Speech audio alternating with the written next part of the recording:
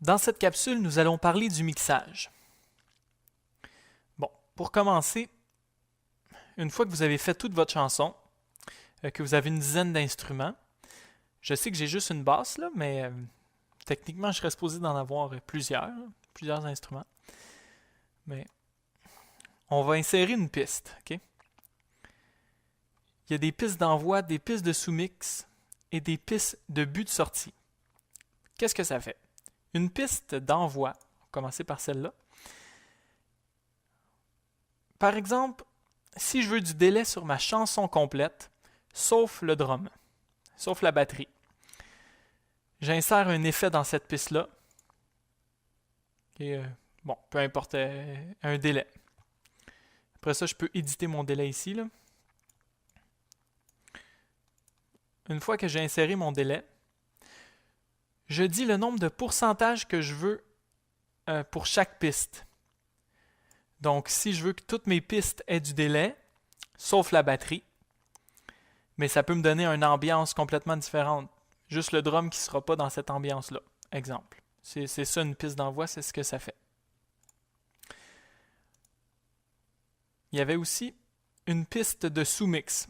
Ça, c'est la plus importante que vous allez avoir à retenir. Quand je fais jouer ma basse, je vais vous donner un exemple. Je pars du début. Bon, je fais jouer ma basse. Vous voyez bien qu'elle joue dans mon master. Mais une fois que j'ai fait mon mix au complet, ça commence à être compliqué de dire « Ah, un petit peu plus de guitare, un petit peu moins de basse, un petit peu plus de drum, un peu plus de hi-hat. » Puis finalement, mon master, je suis jamais capable d'aller l'enligner au maximum. Puis c'est difficile d'avoir le maximum de puissance en essayant de garder une homogénéité dans le son. Donc ça, c'est pour le mastering quand vous avez fini. Vous dites sortir ici, là, la sortie de ma piste. Moi, j'ai juste une basse, là, mais vous faites ça pour chaque instrument. Vous dites, au lieu de dire master du mix, je veux que ça sorte dans la piste sous-mix. Comme quand je vais faire play, je vais pouvoir ajuster tous mes instruments, mais sans changer le son ici de la basse. Donc, je peux mettre ça au bout, puis je contrôle mon master par celle-là. Donc ça, c'est une fois que vous avez terminé votre mixage, que vous avez mis vos effets dans chacun des instruments, exemple la distorsion, peu importe, ok? Une fois que vous avez tout choisi vos instruments, vos effets, vous faites une piste de sous-mix et vous sortez tous vos instruments dans cette piste-là. Et là, vous faites votre homogénéité avec votre master. Bon, j'essaie d'être clair, même si ça ne l'est pas trop, là. Mais vous n'essayez pas de jouer avec vos volumes d'instruments. Vous le faites votre ensemble, mais une fois que c'est fini, vous allez ajuster la finition avec le sous-mixte. Et c'est vraiment important, c'est ça qui fait toute la différence. OK. L'autre piste qu'on a, c'est la piste de but de sortie. Bon, la piste de but de sortie, ça c'est à la fin. Si vous voulez rajouter des effets, c'est un peu comme la piste d'envoi, mais à la fin du mixage. Donc, tous vos instruments vont passer par l'effet que vous allez mettre ici. Donc, si vous mettez de la compression, un limiter, n'importe quoi, mais ça va passer par là. Piste de sortie, moi je l'utilise pas tant que ça, là. Le plus important, c'est vraiment la piste de sous-mix. Ça va vous sauver un temps fou, puis ça va sonner 10 fois mieux. Fait que c'est pour mixage, mastering, c'est fait. Les effets, mais je vous en ai parlé un petit peu. Vous cliquez FX sur votre instrument, là.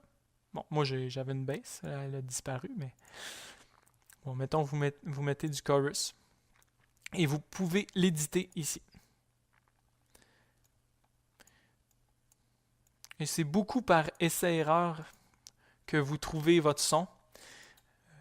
C'est sûr que le mieux, c'est de savoir exactement à quoi servent tous les boutons, le seuil, le rapport, le temps d'attaque, mais au bout de la ligne, c'est l'oreille qui va vous dire si ça sonne bien ou pas. Ensuite, les automatisations, c'est réellement plaisant et important. Je vais remettre ma basse là, parce que je l'ai perdu. Les automatisations. Vous cliquez les petits points bleus. Vous choisissez le volume de votre piste ou si j'avais mis un effet, exemple, je vais en mettre un vite, un délai. Je peux aller dire le délai, je veux contrôler n'importe quoi. De mon délai, je peux aller le contrôler avec les automatisations, ce qui est vraiment plaisant. Moi, je vais prendre le volume parce qu'une basse avec un délai, ça fait bizarre un peu. Puis, j'automatise, je veux qu'à chaque 4 mesures, le son monte et descende. Je le mets en boucle. Ici, j'ai ma fin de boucle que je peux bouger. Puis, ma boucle de départ. Donc, quand vous allez faire play, votre volume va monter et descendre comme vous avez dit dans votre automatisation.